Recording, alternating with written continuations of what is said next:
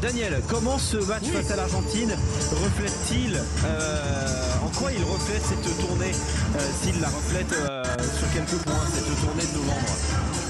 Je ne sais pas, Alex, si on peut dire que ce match-là est le reflet de l'ensemble de la tournée. Ce match-là, il a l'intérêt d'être très différent des deux autres. En cela, il a offert aux 15 de France la possibilité de montrer des variations, des variétés de leur comportement, de leur stratégie, de leur volume de jeu et même de leur formation d'équipe. En cela, il est intéressant. On arrive sur ce match à avoir fait à peu près l'inventaire de tout. Ce match-là, il a un peu... il n'a pas le grand label qu'avait eu le match la semaine dernière sur sa hauteur athlétique, sur sa rigueur défensive, sur la rigueur collective, tu vois, où tout est précis, où tout est dur, où tout est vigilance. La semaine dernière, tu perdais un ballon, tu pouvais prendre un essai, tu envoyais le ballon dans la tribune, c'était dangereux pour toi. Enfin, tu vois, les approximateurs pouvaient se payer lourd, quoi.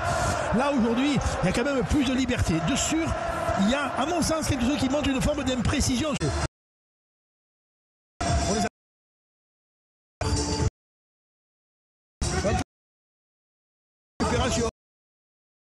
Approximative, tu vois, comme si Galtier avait pu leur dire ouais, mais on peut le faire, mais on sait le faire, mais on a le droit de le faire, tu vois, ça peut montrer une forme d'imprécision ou d'indécision.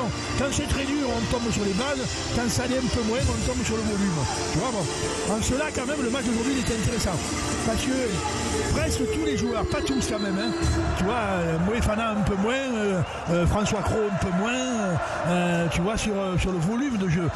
Les centres, même les troisième lignes, on peut toucher de ballon quand même, tu vois. Malgré tout, on est toujours sur des secteurs offensifs qui n'engagent pas l'ensemble de l'équipe, qui engagent une ligne, la ligne de trois quarts, ou qui engagent une ligne, les avant-perforants dans l'axe. Bon, moi je le mets quand même dans un match très satisfaisant, dans le sens où, de sûr, ils sont en santé. De sûr, ils sont à l'équilibre moral, ce qui est quand même majeur. Majeur.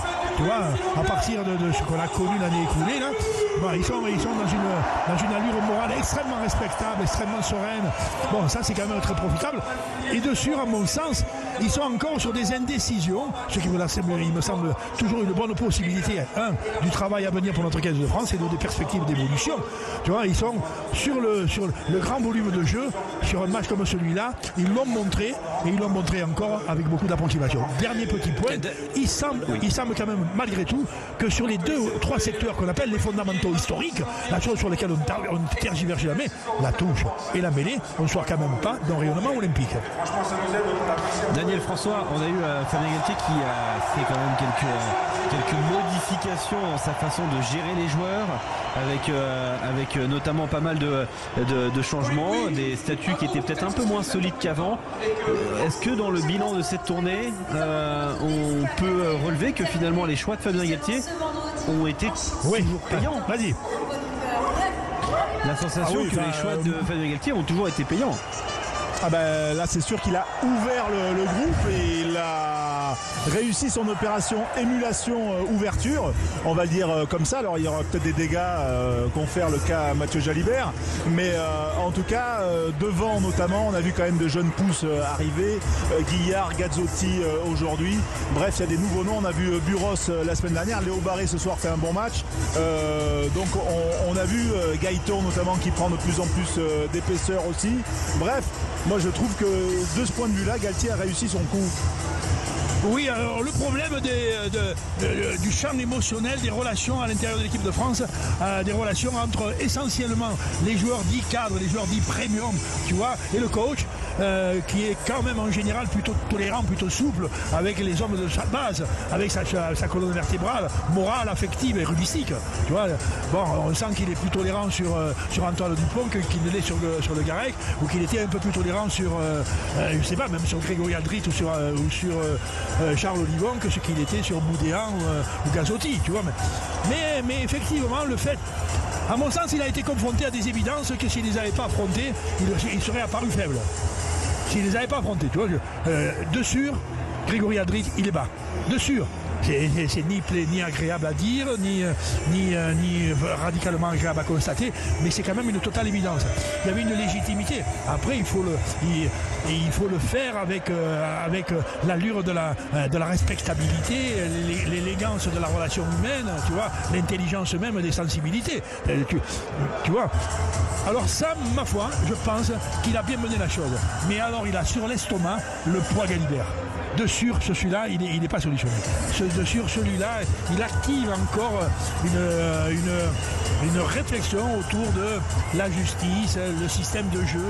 C'est-à-dire que le cas Galibert... Ça a montré qu'il avait la place. Hein. Mais oui, bien sûr. Bien sûr. Mais en même temps, il n'a pas montré, franchement, que c'était un meilleur attaquant que Mathieu Jalibert. Il a sans doute montré que c'est un meilleur gestionnaire, probablement. Il a sans doute montré qu'il était... alors, meilleur buteur, ça c'est évident, mais quand il joue à l'arrière, il était buteur aussi. Mais ce sujet-là, le sujet de Louvoire, qui est un sujet, lui, plus régulièrement historique, le sujet de Louvoire pose plusieurs problèmes. Il pose le problème d'un système de jeu. Le système de jeu, qui c'est qui le propose? C'est les coachs. Il pose le problème de la gestion des narcisses, la gestion des sensibilités, la gestion des délicatesses affectives. Tu vois, quand tu arrives sur le cœur d'un homme qui souffre, c'est délicat. Tu vois, et sur le cœur d'un homme qui souffre alors qu'il se sent meilleur que toi, c'est encore plus délicat. Et là, nous avons, autour de ce sujet-là, une petite encore, me semble-t-il, indécision. Après, toutes les rotations qui ont été effectuées, elles me semblent fondées en cela. Gloire à Galtier. Merci beaucoup, Daniel, d'avoir été avec nous. Toujours un grand plaisir. On va se retrouver sans doute Coupe d'Europe. Dans la prochaine liste, le 22 janvier, dans le tour du 20 janvier. Prochaine liste, et on aura beaucoup à dire. Et puis avant ça, évidemment, la Champions Cup et la suite du top 14, dès demain d'ailleurs, la suite du top 14, avec un Toulon-Bayonne qui s'annonce très intéressant. Évidemment, là où il y a des bas chez les Provençaux, ça doit être intéressant, évidemment. Alors, évidemment. Ciao Alex, à très bientôt. Ciao Daniel. On accueille Fabrice sur Sud Radio, supporter toulousain, mais habitant du côté de Oloron-Sainte-Marie. Salut Fabrice. Salut, bonjour à tous. Comment ça va? Impeccable. Après un grand chelem en tournée automnale, ça pourrait aller pire. C'est vrai. Un mot pour qualifier le match. Est-ce que tu as un adjectif, un mot tu peux ouvrir ton répertoire, le dictionnaire de Fabrice d'Oloron et nous délivrer un mot. Je vais dire générosité. Intéressant.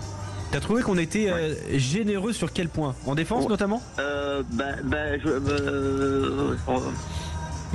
Défensivement, il y a eu, on a beaucoup entendu parler, aujourd'hui le mot sacrifice. Défensivement, on a vu des gars qui se sacrifiaient. On a été généreux offensivement. On a essayé d'envoyer du jeu. On a absolument pas freiné le jeu. On a mis du volume, on a mis de la vitesse. Mais défensivement, on s'est arraché, quoi.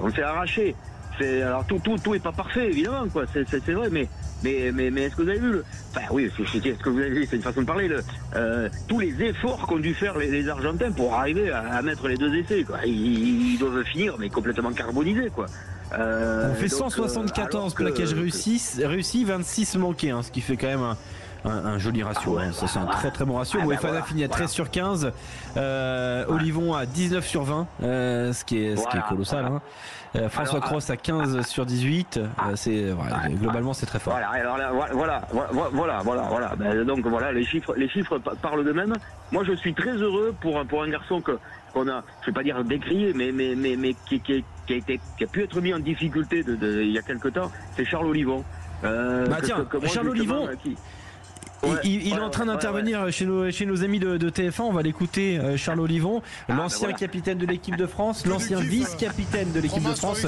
On écoute Charles Olivon. Ici devant notre public, que espérer de mieux, quoi. Franchement, ça fait chaud au cœur d'avoir encore une ambiance comme ça et d'avoir pu aussi se régaler sur le terrain parce qu'aujourd'hui on a pris du plaisir. Vous êtes régalé, on l'a vu notamment sur la première. Charles Olivon qui répond aux questions de Christian Califano qu'on salue chez nos amis de TF1. Je promets que je l'avais pas vu. Ils mettent beaucoup d'agressivité et je crois qu'ils ont encore plus envie quand ils viennent jouer en France que quand ils jouent chez eux. prouver. Donc voilà, je crois qu'on a répondu présent ce soir. Charles Olivon, donc très content. Homme du match, voilà, selon les observateurs, c'est vrai qu'il a été excellent. Fabrice, tu peux bosser dans l'équipe Sud Radio quand tu veux. Toi, tu m'as fait une transition magnifique. Hein. Je te remercie. François, qui est dans la tribune de presse au Stade de France. Charles Olivon aujourd'hui s'est distingué. Il a commencé la tournée en étant même pas appelé. Enfin, il était renvoyé à Toulon. Deuxième match, il est remplaçant. Troisième match, il est titulaire. C'est ça aussi la gestion Fabien Galtier? Oui, mais de toute façon je pense qu'il a clairement exposé Fabien Galtier dans sa conférence de presse cette semaine pour annoncer l'équipe. Hein. Voilà, c'est de la gestion, aussi des physiques, des profils. Je pense que Charles Olivon, il n'y a pas de problème avec Charles Olivon. Il y a juste aussi une manière de le gérer parce que c'est pas un perdreau de l'année et qu'il faut le faire tenir jusqu'à 2027. Et là, il a prouvé sur ce match-là. Il débute en numéro 8. Il fait plutôt un très bon match défensivement.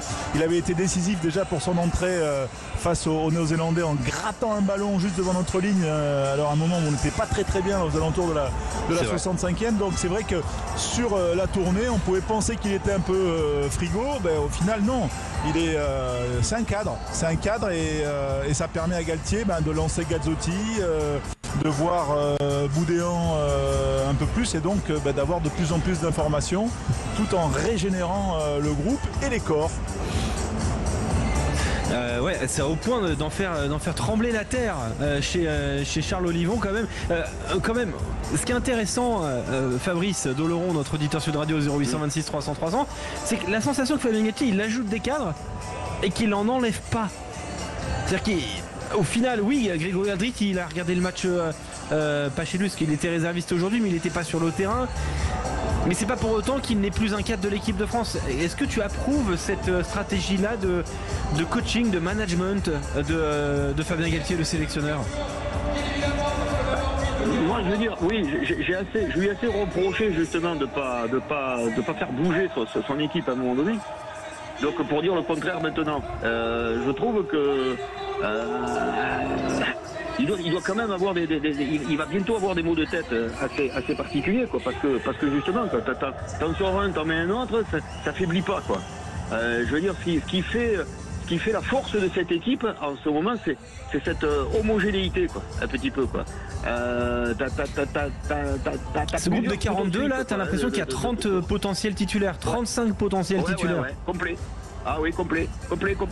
Bon, il y en a qui peuvent sortir du lot évidemment, mais t'as pas une faiblesse, quoi. T'as pas une franche faiblesse, quoi. Tu vois. Donc moi je pense que il y a des postes en particulier où il y a quand même une belle abondance, quoi. En troisième ligne, t'as quand même du choix, quoi. Et c'est compliqué, quoi. Et en même temps, c'est enrichissant. Moi là, j'ai qu'une hâte, là. J'aimerais être plus vieux, là, de 3 mois, là. Il me tarde le tournoi, là. Il me tarde de voir ce que ça va donner. Mais tu sais, et Fabrice, tu connais l'histoire, tu vas le vivre sur Sud Radio, ce tournoi, ça c'est sûr et certain. Et d'ici là, on a le top 14 qui reprend dès demain. On a la Champions Cup. Ça promet, hein. Bon, là. C'est le programme monumental sur Sud Radio avec le rugby, évidemment. Hein. Ah oui, avec un Montpellier-Pau dramatique. Ah bah ça, ce sera à suivre dès demain sur Sud Radio dans le multiplex. T'as tout à fait raison, Fabrice. Absolument. Clément, est-ce que t'as un mot, toi, pour qualifier le match? Plaisir. Ah oui. Et c'est pas forcément positif. Oui, oui, ça vous paraît bizarre, mais en fait, oui, ça me paraît un peu bizarre, effectivement, Clément. Plaisir parce qu'on a pris. Non, du calme. Plaisir parce qu'on a pris plaisir dans cette. Il me rend fou. Non mais quand tu nous dis plaisir, c'est pas forcément positif. Moi, je suis désolé, je m'interroge sur ton cas quand même. Concentré. Quand t'es insupportable. Non, plaisir parce que je suis très intéressé par cette première période finalement où. La grande réussite de cette tournée de ce 15 de France, ça reste l'efficacité et sa capacité à marquer des points dans un champ des menaces, on pourrait l'appeler comme ça, où en fait à partir du moment où l'équipe de France elle rentre dans la moitié de terrain adverse, elle est en capacité de marquer des points, notamment grâce à Thomas Ramos, mais aussi par des actions tranchantes. Plaisir parce que en fait cette équipe de France montre qu'elle reprend qu'elle reprend du plaisir à défendre ensemble, collectivement.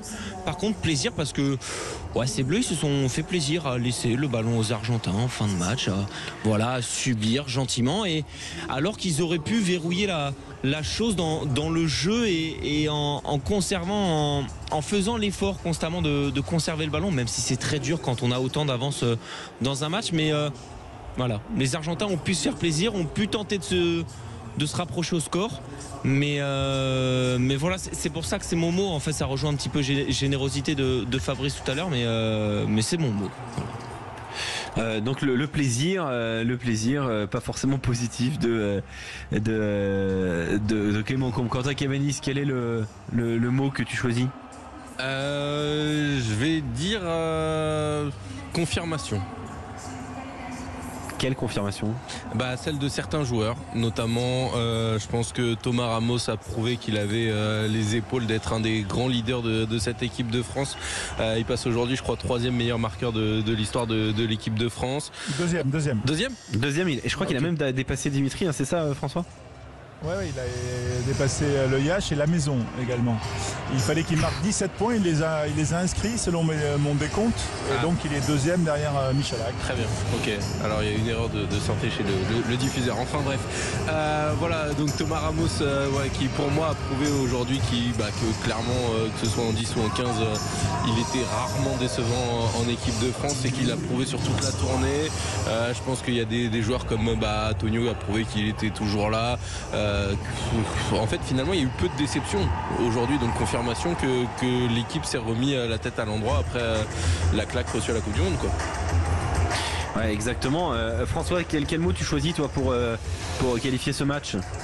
De la maîtrise, moi. En fait, j'ai trouvé qu'il y avait de la maîtrise, un peu surtout, et du coup parfois aussi un peu trop on la joue un peu trop facile, tu vois, les mains au guidon. Il y a eu des sorties de camp un peu hasardeuses, mais c'était sympa aussi de les voir essayer de tenter des choses, alors que parfois on leur reproche de ne pas être assez audacieux offensivement. Voilà, donc il y avait une forme de maîtrise, parce que pour qu'ils tentent ces choses-là, c'est qu'ils se sentaient quand même bien supérieurs aux Argentins, quoi. J'ai vraiment eu l'impression qu'il y avait cette maîtrise. On les sentait pas en danger du tout de la première à la dernière minute. Même s'il y a eu de la maîtrise ce soir, Jeff Dubois. Bonsoir Jeff. Bonsoir à tous. Bienvenue sur Sud Radio, Jeff. Bonsoir, ancien coach des 3/4 de l'équipe de France, patron du sportif du côté de Dax, manager de l'US Dax. Est-ce que tu as vu de la maîtrise ce soir, Jeff? Oui, je suis un peu d'accord avec tout ce qui a été dit. C'est jamais facile de faire un 3e match, et surtout après avoir battu des Blacks. Donc c'était un match piège un peu ce soir contre les Argentins, que j'ai trouvé, moi je les ai trouvés un peu émoussés, mais je pense que c'est dû aussi à l'affrontement qu'ils ont eu face aux Bleus. Et oui, effectivement, comme dit François, on ne les sent pas inquiets de la première à la dernière minute. Alors, ils ont maîtrisé le match. On aurait pu, ou du moins on aurait aimé peut-être voir encore un peu plus d'animation offensive, notamment à partir de notre conquête, mais voilà, c'est en train de se mettre en place, on a l'impression. Ouais, cette mise en place d'un plan de jeu, quelles sont les composantes, on va dire, essentielles, fondamentales de ce jeu de l'équipe de France sur cette deuxième partie de mandat de Fabien Galtier, selon toi, Jeff Dubois? On a l'impression qu'ils essayent de tenir un petit peu plus de ballon. Après, c'est le fait de tenir le ballon, ça se fait surtout sur le gain de la ligne d'avantage et on joue à une passe, où on a été quand même supérieur physiquement aujourd'hui aux Argentins. Quand on a le ballon, on est tout le temps dans l'avancée. Et puis après, on a des joueurs. Moi, j'ai trouvé intéressant le petit Léo Barré à l'arrière, qui a, chaque fois qu'il a touché le ballon, a mis beaucoup de vitesse, et notamment avec ses changements d'appui. Biel Barré confirme aussi. Ramos. Tiens, justement, Louis Biel-Biarré, il est en direct chez nos confrères de TF1. Jeff Dubois, excuse-moi de te couper. On écoute Louis Biel-Biarré au micro de Christian Califano. marquer, ça fait plaisir d'être là, de jouer devant un stade quasiment plein. Enfin, voilà, ça fait juste plaisir. C'était important, on le disait, on en parlait tout à l'heure avec Charles, de finir en beauté sur cette tournée d'automne. Mais comment vous êtes senti au fil des matchs? Le Japon, c'était une petite mise à niveau, on va dire, une petite remise à niveau. Puis après les Blacks, on a eu chaud et on s'est battu jusqu'au bout. Et là, on a fait une super première mi-temps, une deuxième mi-temps un peu plus mitigée, mais on sort avec 3 victoires. J'ai l'impression qu'on est quand même monté en puissance, donc très content. Il fallait respecter. Ouais, c'est vrai que Louis Bielbiarré, il parle d'une montée en puissance. C'est ressenti aussi de ton côté, Jeff? Oui. C'est-à-dire que c'est le troisième match de la tournée. Et oui, ça monte un peu plus en puissance. Peut-être que les Argentins étaient un peu moins en canne, mais il y avait quand même cette impression de puissance de la part des Français et de maîtrise. Toujours en revenant à ça, mais on ne les sent pas en danger. Voilà. Mais moi, j'aurais aimé voir un peu plus d'animation offensive, avec peut-être un peu plus de dos, parce que quand on en a fait une ou deux, on les a mis un peu plus en danger. Voilà, mais bon, ça c'est le côté offensif, c'est mon côté offensif. C'est vrai que si Fabien Galtier regardera un peu plus l'US Dax, il y aurait peut-être un peu plus de jeu dans le dos. On peut que lui conseiller, je dis ça en rigolant bien évidemment. Fabien Galtier qui est en train de s'exprimer d'ailleurs chez nos amis de TF1, on l'écoute. Qui a quitté le groupe France en cours de tournée. Fabien Galtier qui répond aux questions de Isabelle Iturburu. Des gagnants, parce que là vous parlez sur un plan individuel, mais l'équipe c'est un groupe de joueurs. C'est déjà 42 joueurs qui sont rassemblés le dimanche soir à Marcoussis. Et ensuite on avait décidé de faire une rotation parce qu'on avait 3 matchs et dont en fait les All Blacks qui suivaient de très très près l'Argentine 6 jours après. Donc on avait envisagé une rotation. On n'avait qu'un match de préparation. Enfin, c'était un test match face au Japon qui nous donnait un peu de marge de manœuvre. Donc en fait moi j'ai envie de dire qu'il n'y a que des gagnants. C'est l'équipe de France, c'est les joueurs qui représentent l'équipe de France. Il y a quand même certains joueurs, je pense, qui ont... Oui, voilà, donc il parle de sa façon d'avoir concerné le plus de joueurs possible. François, c'est quelque chose que tu soulignais. Jeff, quand on est patron d'une équipe, comment on fait pour concerner comme ça autant de joueurs, parce qu'il a quand même amené quelques changements dans ses compositions d'équipe, Fabien Galtier. Ouais, c'est avec l'émulation, la concurrence. C'est ce qu'il a fait au cours de cette tournée de novembre. Il a changé à des positions, je parle au poste de troisième ligne, au poste de seconde ligne, derrière également. Moi j'aurais bien aimé voir Gailleton un petit peu plus aujourd'hui, parce que quand il est rentré, voilà, on sent qu'il a quand même du gaz dans les jambes. Et voilà, c'est des jeunes prometteurs qui montent. Voilà, donc c'est comme ça qu'on entretient un groupe avec l'émulation et en essayant de donner un peu plus de temps de jeu à certains joueurs qui puissent montrer qu'ils ont le niveau de l'équipe de France. C'est quoi l'étape suivante, François Trio? Oui, François, tu voulais intervenir. Juste, je me permets de dire sur le gaz que dégage Gailleton, je suis complètement d'accord avec Jeff. Et là, il a fait un petit travail physique avec un préparateur, tu vois, genre du 30-30 là, comme ça sur le terrain. Et il était avec le préparateur physique, il lui mettait 15 mètres sur chaque allée, sur chaque retour. Et, il a dégagé une impression effectivement de gaz. Et c'est vrai qu'on aurait aimé le voir un peu plus. Voilà, je referme cette parenthèse. Non, mais c'est intéressant parce que ça corrèle aussi ce que dit Jeff sur son idée de voir peut-être un peu plus de jeu offensif dans le dos, de faire courir un peu plus notre ligne de 3/4 et notre paire de centre. François, est-ce que toi c'est quelque chose que tu verrais bien en étape suivante ou c'est pas dans l'ordre des choses? Moi je trouve toujours Fabien Galtier on va dire assez, enfin il joue pas mal la sécurité quand même si là il y a eu 4 rotations, il y en a une Buros, c'est quand même la blessure de Buros qui fait que Barré est ce soir titulaire et enfin on va dire qu'il est assez enfin moi je le trouve assez frileux quand même d'une manière générale. Ce soir je trouve qu'il a un peu dérogé à son principe, puisque quand il fait rentrer à la mi-temps Gazzotti, bon il y a 30-9 à la mi-temps, donc c'est vrai que voilà, il fait rentrer un néophyte à ce niveau-là, 20 ans, 0 sélection, et ça j'ai trouvé ça plutôt positif. Mais derrière, je trouve qu'on pourrait peut-être voilà, Gailleton il a déjà quelques sélections à son actif, il a prouvé qu'il avait le niveau, mais il faut lui donner un peu plus d'expérience.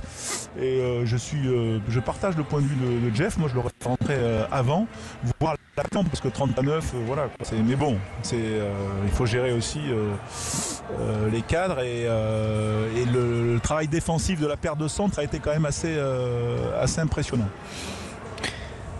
Jeff, est-ce qu'on est, je veux pas être aucun angle péjoratif dans ma question, hein, mais est-ce qu'on est limité sur le jeu d'attaque avec Gaël Fickou dans la paire de centre? Ce n'est absolument pas péjoratif, c'est juste des types de joueurs différents. Est-ce qu'on a moins de possibilités offensives avec Gaël Fickou qu'avec Emilien Gailleton, Jeff Dubois? C'est difficile comme question de répondre à ces questions-là. Non, moi c'est juste le constat, et puis le constat des matchs qu'on voit aussi en top 14. Gailleton, c'est un pur attaquant. Gaël Fickou, c'est l'homme de base de la défense de Fabien Galtier. Et comme dit François, ils ont très bien défendu. Je ne sais pas combien ils ont fait de plaquage ce soir, mais je me rappelle. Tu sais, on a les stats, hein, tu le sais. Hein. Sur Sud Radio, on les a très très vite les stats. Hein. Donc, puisque la dernière fois, on t'avait appris les stats en direct.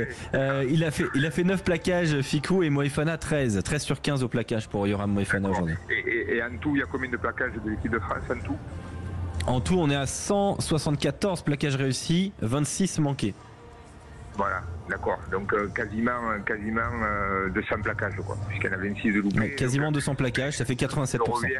Je reviens au match du Japon où il disait il s'était préparé à faire 200 plaquages, 200 plaquages par rapport à l'équipe du Japon. Et en fait, ce soir, c'est quasiment, il y en a autant. L'équipe de France se rassure aussi avec leur défense. Et ça, c'est le point fort. Donc c'est pour ça que Gaël Fickou, c'est l'homme de base de Fabien Galtier sur ce point-là. Maintenant, moi sur un match comme ça, et comme le dit François, 39 à la mi-temps, peut-être que ça aurait mérité de voir. On sait comment est Gaël Fickou, c'est un très bon défenseur, il est capable d'être bon en attaque aussi. Et moi j'aurais aimé voir un petit peu plus Gaëton, mais bon, on n'est pas à l'intérieur du groupe. Et c'est toujours facile de pouvoir dire des choses comme ça à l'extérieur. Mais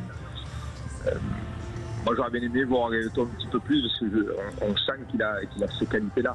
Après, le jeu de l'équipe de France c'est quand même basé un peu plus sur la défense. Ce qu'on a vu aujourd'hui en plus, c'est ce gain de ligne d'avantage, notamment un jeu à une passe, mais il y avait quand même ce gain de ligne d'avantage. Et je pense que c'est peut-être aussi dû à la défense argentine, qui ont un peu changé leur défense, et peut-être qu'il fallait les agresser un petit peu plus, quoi.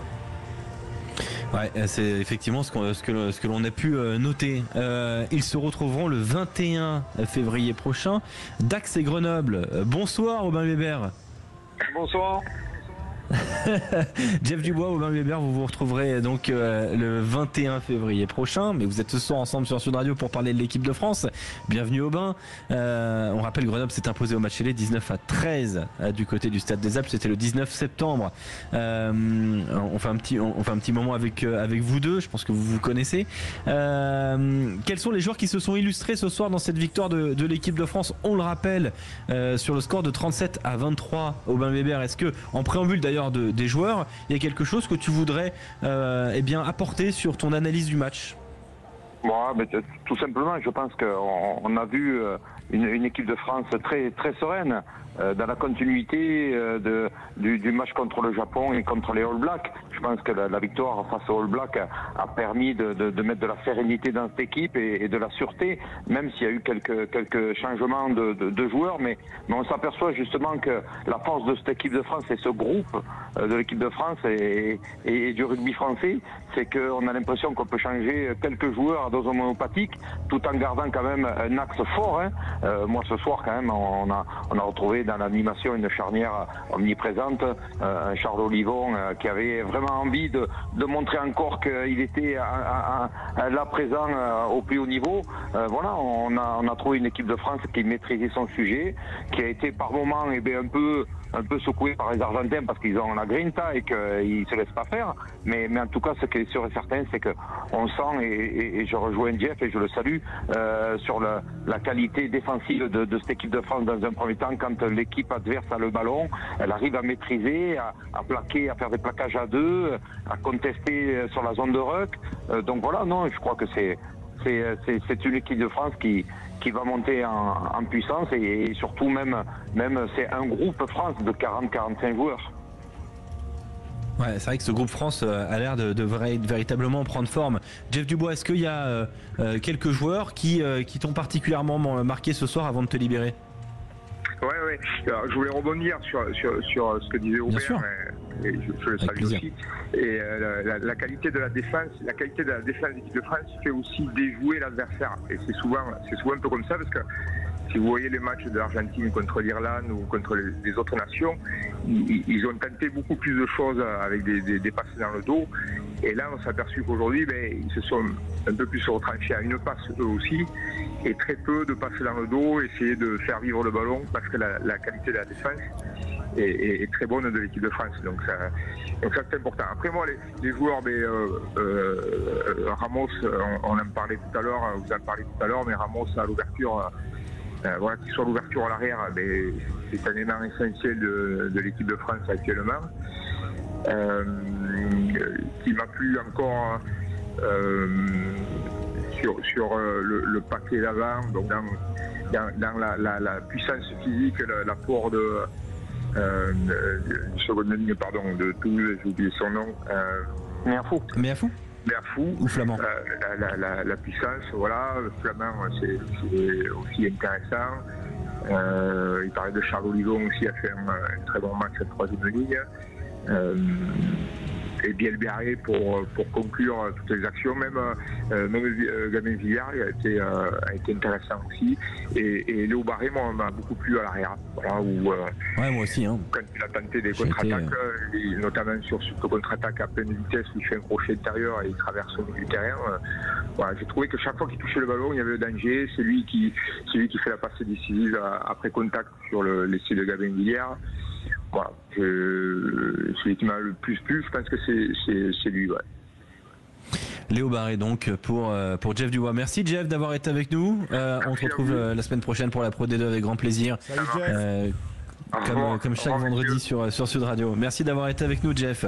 On poursuit avec François et avec Aubin, et puis aussi avec Fabrice d'Oloron. Tiens Fabrice, c'est toi qui ouvre un petit peu la marque. Est-ce qu'il y a des joueurs qui t'ont particulièrement marqué ce soir, Fabrice? Qu'est-ce que j'ai bien... Bon, évidemment... j'ai bien aimé évidemment Biel Barré, je vais me mettre au Cacolac, je crois, parce que je sais pas, ça doit être ça qui doit le faire courir comme ça. C'est ça, c'est sûrement ça, oui. Ouais, ça doit être ça. Faut pas en abuser non plus. Un Gabin Villiers aussi, ouais, ça doit être ça. un Gabin Villiers aussi, que j'ai trouvé généreux dans les deux camps, je veux dire, offensivement, défensivement. Il n'a pas laissé sa part au chien. 12 sur 13 au plaquage aujourd'hui pour un ailier, c'est beaucoup. Hein. Voilà. 3 défenseurs de plus n'avais avec pas le les ballon. stats, mais ça crevait l'écran, quoi. Ouais. Voilà, quoi. Et c'est intéressant parce que c'est des jeunes, quoi. C'est des jeunes qui sont en train de pousser. Voilà, ouais. Et puis bon, après on pourrait en citer plein, quoi. Hein. Mais bon, les Flamands, etc. On pourrait en citer plein. Mais ouais, moi j'ai envie de mettre l'accent un petit peu sur ces deux-là. Quand on parle de manque de vitesse, là par contre on a deux flèches. Et c'est vrai que voilà, quoi. Si on pouvait avoir je rejoins un petit peu ce qui a été dit par rapport à Gailleton, quoi. Hein, voilà, quoi. Par rapport à cette pointe de vitesse, si on pouvait mettre, quel régal ça serait, quoi. Donc tout n'est pas parfait, mais moi j'ai envie de sortir ces deux gamins du lot un petit peu. Ouais, alors Biel évidemment on va beaucoup en parler. Aubin Weber, François Trio, il est devenu là, il était déjà quand même, il avait un certain statut en équipe de France, mais là c'est test de novembre, est-ce qu'ils le mettent au rang d'incontournable en bleu? Le Biel formé notamment du côté de Grenoble, c'est Saint, Grenoble et l'UBB, Aubin. Oui, alors c'est vrai que Biel Barré est un joueur atypique. Hein. On le voit qu'il ne cherche pas le défi, le duel, parce qu'il sait qu'avec son poids, et c'est pas son point fort, donc très vite, il a une technique de réception de passe et de shoot. Il a une réception de passe rapidement, le ballon. Voilà. tout le monde a bien compris et sur les matchs précédents, à chaque fois qu'il y a un jeu au pied dans le dos de l'adversaire, celui qui met les cannes et qui arrive le premier, c'est lui. Donc Louis est bien sûr à cette qualité mais de vitesse, mais aussi il a une qualité technique de jeu au pied. Voilà, il est capable de très vite mettre son ballon après réception d'une passe sur son pied et de jouer l'adversaire. Après, améliorer. C'est un joueur de ce qu'il est capable de faire, mais je tiens à dire quand même qu'il était formé à Grenoble, enfin qu'il a tout appris à Bordeaux. Hein. C'est la réalité. Je savais qu'il allait avoir une réaction là-dessus. Voilà. Le marché entre Gazzotti, il faut savoir qu'il y a aussi un pilier ou deux qui ont été pris à Grenoble. Mais bon. Non, mais attends, il mettait pas un pied devant l'autre. Hein. Il mettait pas un pied devant l'autre. Que la formation bordelaise est efficace. Non, mais il y a un infiltré dans ton club, Aubin, c'est pas possible. Ouais.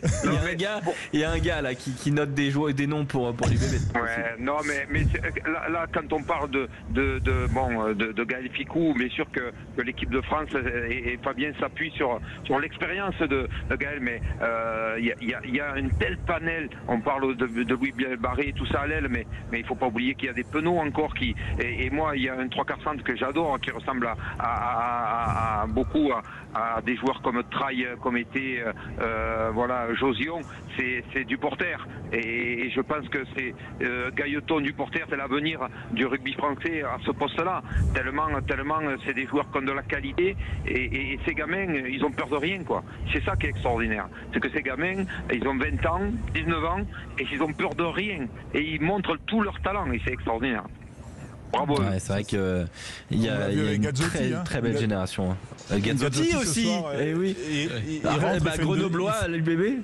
Hein ouais, mais il fait une deuxième mi-temps. Je sais pas ce que tu en penses, Aubin, mais t'as pas l'impression qu'il est écrasé par l'émotion d'une première sélection, etc. Il rentre comme s'il était à Gazzotti, 7 plaquages sur 9, 2 passes, 2 défenseurs battus, 23 mètres parcourus ballon en main, propre.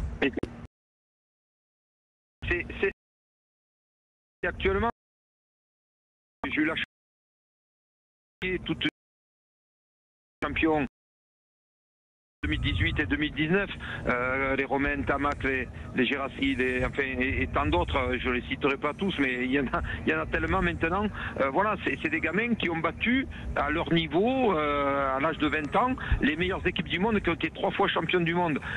Ils ont peur de rien. Et ils ont montré surtout qu'ils ont du talent et qu'ils ont joué en première division, c'est-à-dire à l'âge de 18-19 ans. Et maintenant, pour jouer dans le top 14 quand vous avez 20 ans, c'est que vous avez de la qualité parce que ça tape fort, ça va vite. Notre championnat est un des meilleurs au monde. Donc ces joueurs-là arrivent à tirer leur épingle du jeu dans notre top 14 et donc au très haut niveau, ils sont sans complexe et surtout ils sont remplis de talent et de conviction. Le petit Gazzotti, pour moi, quand il est parti de Grenoble, qu'il est allé à Bordeaux, et je l'avais dit dans les médias, il n'était pas encore prêt physiquement. Aujourd'hui, quand on le voit, c'est plus le même Gazzotti qu'il y a un an. Il a été blessé pendant un an pratiquement, et il s'est rempli en tant que physique, musculation et tout. Quand je vois aussi le troisième ligne de La Rochelle, je l'ai eu avec les moins de 19 et les moins de 20 ans, ils ont pris tous 7, 8, 10 kilos. Oui, dans les clubs, ça travaille dur, ça travaille fort pour être compétitif à ce niveau-là. Un dernier mot, parce que quand même, je pense qu'il faut le souligner, Alexandre Roumat est rentré à la 62e minute de jeu. Il a fait 10 plaquages sur 10 en 20 minutes, ce qui est quand même bon, ce qui est assez hallucinant. T'as joué avec son père, toi, Aubin, un bon petit paquet de matchs quand même, Olivier. Oui. Alex Roumat, lui aussi, il y a 1 an et demi, 2 ans, on n'arrêtait pas de rappeler oh là là les super matchs d'Alexandre Roumat, son arrivée à Toulouse, la révélation à Toulouse et tout ça. C'est pas l'UBB qui l'a appris ça. Je dis ça en rigolant pour François. Encore une fois, Roumat il est remplaçant, il joue 20 minutes, fait 20 minutes de très très haut niveau. Ça montre encore une fois ce poste de 3e ligne. Bien sûr, Alexandre, comme je disais, bon, je jouais avec le papa, mais je l'ai eu avec l'équipe de France des moins de 19 et moins de 20 ans. Ouais, c'est le profil type des jeunes joueurs qui sont maintenant en équipe de France, qui ont eu une progression énorme, et surtout qui ont de la qualité. Alexandre, quand vous le voyez jouer, il a hérité du papa certainement, mais il est doué. On sent qu'il n'a pas la même caisse physiquement. Il est un peu différent quand même. Il est un peu différent physiquement, je trouve. Il est plus longiligne. Il voulait pas le dire comme ça. Si, non, en fait, que je dis plus longiligne, c'est un peu plus athlète que le papa. À l'époque, le rugby professionnel, Olivier, on n'était pas fait pareil, et ils sont pas fait pareil aujourd'hui, les joueurs de rugby qui, il y a 20, 30 ans, non mais c'est normal, c'est leur métier, ils se préparent tous les jours, ils font de la musculation, ils ont de la diététique, ils ont, c'est du rugby professionnel. Mais en tout cas, Alexandre, on le voit quand il est arrivé, quand il est parti de l'UBB qui l'a un peu formé, mais bon, tout simplement, après quand il est arrivé à Toulouse, il a pris une autre dimension, parce que bon, dans un grand club, dans une grande équipe, entouré de grands champions, il a su progresser, il a su mettre son rugby au niveau du Stade Toulousain et du très haut niveau, et on s'est aperçu que quand même, avant, il perdait un peu ses duels au contact.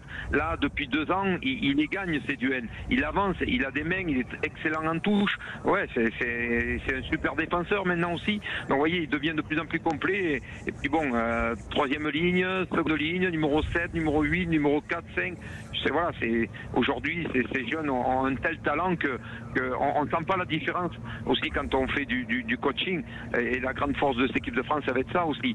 Que quand on fait du coaching, qu'on fasse rentrer un tel ou un tel, le plus important, c'est que le niveau de l'équipe de France reste le meilleur possible pendant 80 minutes.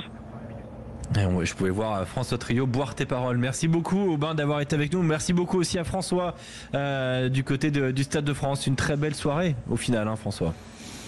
Oui, un peu fraîche pour tout dire, un peu fraîche, mais on te voit là. François, on te voyait bonnet, écharpe, tout. Écharpe, tout, il avait tout mis. Bonnet, gants, écharpe, et je vais en rester là parce que je veux pas non plus faire des révélations sur mon intimité. En tout cas, oui, on s'était préparé quand même en conséquence pour un match qui terminait ce mois de novembre et qui était un temps hivernal. Voilà. C'était. Merci beaucoup, François. En tout cas, c'était sympa. Voilà. Merci beaucoup, Aubin. À vous. Merci. Bien. Avec grand plaisir. Aubin, on te retrouve la semaine prochaine pour la Pro D2, la reprise de la Pro D2 Grenoble. C'est Colomiers. Tiens, je l'ai plus en tête. Colomiers. Oula, oui. On a un ça bloc intéressant. On reçoit Colomiers, on va à Mont-de-Marsan, on reçoit Brive et on va à Nice pour finir avant les fêtes. Ah, ça c'est pas mal, c'est plutôt intéressant. C'est bon pour finir l'année 2024. Ça, moi je le vois comme ça pour nos amis grenoblois. On n'en dira pas plus, effectivement, mais on y sera au Stade des Alpes la semaine prochaine avec Pierre Amiche en direct du Stade des Alpes pour ce match, donc Grenoble face à Colomiers. Merci beaucoup, Aubin, merci François. Merci. Alexandre. Oui. Rapidement, juste pour signaler que Conte Pommier a été interrogé sur la blessure de Delgui et il dit que ça semble être musculaire et pas très grave, mais ils attendent les résultats médicaux en conférence de presse à l'instant. On bascule évidemment vers la conférence de presse s'il y a des réponses francophones. Conte Pommier répond en français. On va aller voir, Rémi Dos Santos qui est dans l'auditorium. Cédric d'Alsace, j'arrive dans quelques instants. C'est pas facile à expliquer, c'est ça les jeux français, tu sais, je dis que c'est dans notre stratégie, c'est d'essayer de donner pas l'entrée dans les 22, mais parce qu'on sache que les Français sont très très forts quand ils entrent dans les 22. Et, oui, parfois on a eu 2 cartons jaunes et ça coûte cher parce que si tu prends des cartons jaunes contre des équipes comme ça, et c'est dur. Mais bon, les Français, ils sont très, très pragmatiques, ils sont bien pris toutes les opportunités quand ils sont dans les 22. Nous, on n'a pas pris beaucoup, mais bon, c'est comme ça. C'est des choses pour nous pour améliorer. C'est des choses qu'on va travailler. Et après, bon, oui, c'est des matchs comme ça. Et c'est pour ça que la France, c'est une des meilleures équipes du monde.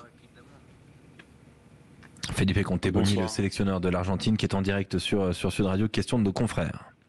Oui, Felipe, une question aussi pour le capitaine, parce que vous êtes tous les deux concernés. Vous avez joué 2 fois contre les Français cet été.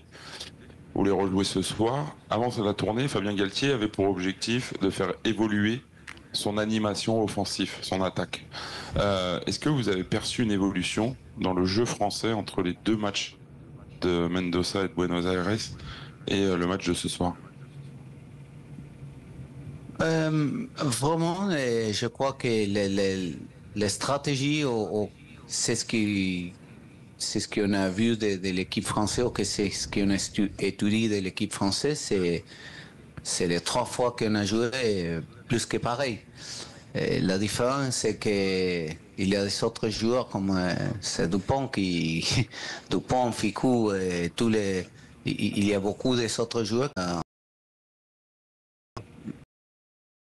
Mais aussi, c'est vrai que ils font des choses intéressantes et avec les petites croix et tout ça, d'attaquer les défenseurs 1 ou dedans des défenseurs 1. Oui, il y a des choses et ça c'est où ils se sentent forts. Mais c'est pareil, hein, Jean, c'est la mêlée, la conquête, qu'il entre dans les 22. S'il entre dans les 22, tu es dans les problèmes. Et après, oui. Mais il y a des bonnes qualités dans l'équipe française. Et des très grosses individualités. Et, tu sais, si tu les donnes d'espace à Ramos, c'est dur, hein. Exactement. Merci beaucoup à Rémi Dos Santos de nous permettre d'avoir donc la conférence de presse, de vous permettre d'avoir la conférence de presse du sélectionneur de l'Argentine, Felipe Conte-Pomi, avec un magnifique français. On rappelle qu'il est aussi, je crois, chirurgien dentiste, hein, Felipe Conte-Pomi, ou chirurgien. Ouais. Donc on parle quand même d'un sacré personnage. Et donc c'était en direct de l'auditorium du 15 de France. Felipe Conte-Pomi qui appuie sur l'efficacité des Bleus. Cédric d'Alsace qui est avec nous. Dès que les Bleus rentrent dans les 22 mètres, il marque. C'est ce que dit Felipe Conte-Pomi. C'est vrai qu'on peut pas lui donner tort. Il a raison. Cette efficacité, elle est indéniable. Bonsoir. C'est pas la sensation que j'ai eue moi en regardant le match ce soir et le match avec les Blacks la semaine dernière. Ah bon? Tiens, dis-nous, Cédric. Je vais être un peu sarcastique, mais je suis content d'apprendre en écoutant tout le monde ce soir qu'on est champion du monde 1 an après la Coupe du Monde. Parce que à écouter tout le monde, on a t'attaques fort, Cédric. On a la meilleure équipe, le meilleur jeu. Moi, je suis désolé, j'ai trouvé le match tiédasse. La deuxième mi-temps était tiédasse. On perd quand même 4. Ah ouais, la deuxième mi-temps était un peu plus difficile, j'en conviens, c'est vrai. Oh, non, mais c'est vrai. La première mi-temps des Blacks, on finit à 17-10. Je vous dirais avec chance, on est un petit peu en retard. Non, je trouve qu'on... Enfin, je dérape un peu par rapport à la question, mais je trouve qu'on se voit... Non, mais attends, t'es là pour t'exprimer, il n'y a pas de problème. Par rapport au niveau qu'on a réellement. Ce soir, je suis désolé, Dupont, franchement, il fait un match, il se fait prendre 3 fois le ballon des mains par le 9 adverse dans les rucks, il envoie des coups de pied un peu n'importe comment. La mêlée, c'est miraculeux qu'on n'ait pas plus, qu'on soit plus pénalisé. On touche, on se fait encore prendre des ballons. Enfin, c'est vraiment... moi, je suis un peu moins enthousiaste que vous ce soir, moi, personnellement. T'as pas pris de plaisir? Franchement, non. Non. Là, la deuxième mi-temps, on m'a laissé un petit goût dans la bouche. Là, je me dis, mais... Enfin, c'est... Et puis j'ai l'impression qu'on a un peu surcoté ces Argentins. Non, on nous annonçait les terribles Argentins qui ont battu les Blacks. Les Argentins en face, ils étaient aussi... le nombre de ballons qu'ils ont fait tomber, le nombre de ballons... Enfin, c'était pas un grand match de rugby ce soir. Enfin, j'ai pas... Le score est fleuve, mais j'ai pas trouvé ça que c'était un grand match, quoi, personnellement. Clément, est-ce que Cédric est sévère ou est-ce que tu comprends ses arguments? Est-ce que Cédric ressent du plaisir qui fait pas plaisir? Parce que c'est pour ça que tu viens de voir, Clément. Non, c'est pour cette phrase. Oui, mais en fait, je le comprends. Je pense qu'il a tout simplement un peu plus de recul que nous, Cédric, par rapport au match. Et non, mais c'est vrai, et c'est très intéressant son avis, parce que je pense que si on le regarde à froid, ce match, il sera pas loin de la vérité. Ça a été très compliqué en conquête. On s'est emballé on s'est un peu emballé là ce soir là. Je pense qu'à chaud on est sur le 3 sur 3 Le 3 sur 3, on a battu les Blacks, puis les Argentins qui sont sur 2 sur 2. 2 sur 2, le Japon, c'est que ça compte pas. Je suis désolé, c'était une parodie. Mais on est à 3 sur 3, je suis désolé, la Fédération française a organisé 3 tests, on a gagné les 3. Oui, vous pouvez considérer que le premier compte pas, c'est 3 sur 3. Et je pense qu'à chaud, on est un petit peu là-dessus sur ce côté très factuel du... Les Anglais ont joué l'Afrique du Sud, l'Australie et la Nouvelle-Zélande. Je suis d'accord avec toi, Alexandre, mais ce que je veux dire, c'est que... On a joué l'Argentine qui a battu... mais c'est ça, en fait. Qui a battu les All Blacks, qui a failli battre l'Irlande, et on a joué la Nouvelle-Zélande. Donc, tu surcotes les Argentins. Je surcote les Argentins peut-être, mais c'est un fait, on les a battus et ils ont failli battre les Irlandais. Je veux dire, ça veut dire avec... Bon, je dis pas qu'on va les donc mettre... c'est bien ce que je disais, on est champion du monde un an après la Coupe du Monde. Ah bah non, mais... Là, ça, moi, Cédric, il est en train de me convaincre, hein, les gars. Je suis désolé. On n'est pas champion du monde un an après la Coupe du Monde, ça change rien. Mais juste, à t'écouter, on est tout en haut, là. On a battu l'Argentine, qui a battu l'Irlande, qui a battu les All Blacks, qui a battu l'Afrique du Sud, donc on a battu l'équipe qui a battu tout le monde. Bah non, parce qu'il faut les battre, ça, quoi qu'il arrive. J'exagère, mais voilà, je vous écoute depuis tout à l'heure et je me suis dit, mais j'ai l'impression, effectivement, ça y est, on est parti, on va faire le grand chelem dans 3 mois. Et pourquoi pas ça peut-être. Et pourquoi pas Mais pourquoi pas. Après, on a 2 déplacements, c'est en Irlande et en Angleterre. Peut-être que les autres sont pas exceptionnels non plus. Il y a peut-être ça qui fait. Demain, on va peut-être avoir des surprises. Les Gallois, ils peuvent prendre 80 points dans la gueule demain. Attention. Les Gallois, ils peuvent manger, oui. Mais bon. En tout cas, je sens que ça t'es pas totalement convaincu, Cédric. J'ai bien saisi. On n'a pas vu 3 grands matchs non plus. Ça, faut l'accorder. Il y a après, Cédric, moi, je peux te faire plaisir si tu veux.